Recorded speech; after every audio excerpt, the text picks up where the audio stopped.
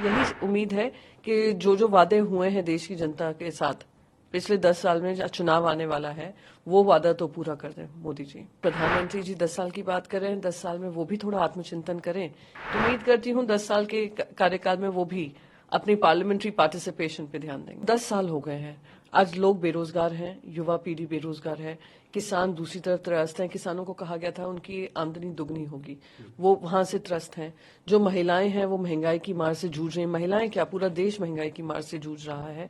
और जो छोटे कारोबारी हैं, जहां पे कुछ पूंजीपतियों की मेहनत होती है, हर के लिए काम होता है, हर बजट ऐसा लगता है पूरा बजट सिर्फ उन्हीं लोगों के लिए बनाया गया है। और जो छोटे कारोबारी हैं, जो कोविड के बाद से उनके बिजनेसेस ठप हो गए हैं, बिजनेसेस में कोई राहत जो मिलनी चाहिए वो मिले, यही उम्मीद है कि जो वादे हुए हैं देश की जनता के साथ पिछले 10 साल में, चुनाव आने वाला है, वो वादा तो पूरा कर दें मोदी जी। मैम, बजट से पहले मोदी जी ने संबोधित किया। उन्होंने कहा कि पिछले 10 वर्ष में जो सांसद जिनको जो रास्ता सूझा उस तरीके से उन्होंने काम किया। कुछ आदतन हुड़दंग मचाने वालों सांसदों के बारे में उन्होंने कहा कि वो आत्मनिरीक्षण करे अपने एरिया में जाके कि 100 लोगों से भी पूछे कि कितना काम किया है। हालांकि लोगों को नाम भी उनके याद नहीं होंगे। वो बार बार चुनकर आ रहे हैं, ये कहना कि लोगों को याद नहीं रहेगा, ये बहुत दुख की बात है, पीड़ा की बात है कि जो चुनकर आए हुए एमपीज हैं, आप उनके बारे में इस तरीके की बयानबाजी कर रहे हैं। और प्रधानमंत्री जी 10 साल की बात कर रहे हैं, 10 साल में वो भी थोड़ा आत्मचिंतन करें कि कितनी बार देश के प्रधानमंत्री ने संसद की गरिमा बढ़ाकर संसद में भागीदारी ली है।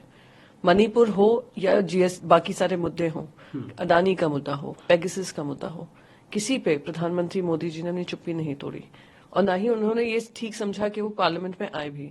तो उम्मीद करती हूँ 10 साल के कार्यकाल में वो भी अपनी पार्लियामेंट्री पार्टिसिपेशन पे ध्यान देंगे। मल्लिकार्जुन खड़गे का कहना है कि इस बार अगर मोदी को वोट होता है तो ये देश का आखिरी चुनाव होगा। उन्होंने प्रेसिडेंट पुतिन का एग्जाम्पल देते हुए कहा कि प्रेसिडेंशियल रूल की तरह हो जाएगा। आपने कल चंडीगढ़ के पोल्स देखे, मेयर पोल्स, जहां पे बैलेट पेपर पे होता है वहां पे भी मनमानी हो जाती है। प्रिसाइडिंग ऑफिसर एक बीजेपी के ऑफिस बेरर हैं और वो वोट्स इनवैलिडेट करते हैं जो कांग्रेस पार्टी और आम आदमी पार्टी के उनके हैं वोट्स हैं।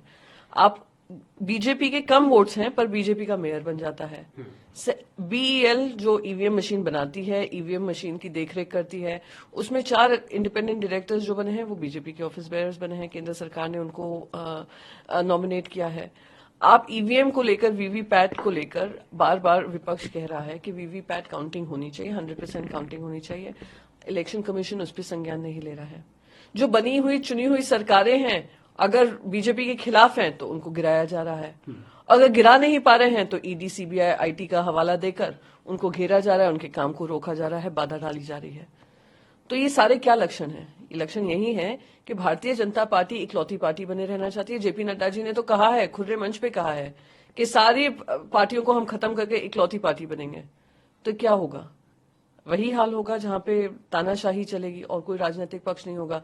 अगर डेमोक्रेसी का मॉडल दिखाने की कोशिश भी करेंगे तो ऐसी फ्लॉट डेमोक्रेसी होगी जहां पर कुछ भी करो, इलेक्शन रख लो, कुछ भी कर लो, पर चुनकर तो भारतीय जनता पार्टी आ रही है। तो यही उनके कहने का मतलब होगा और देश देख रहा है, देश गवाह है। और मैं उम्मीद करती हूँ देशवासी जो हैं अपने वोट को और वोट के अधिकारों को इस तरीके से हल्के में नहीं लेंगे।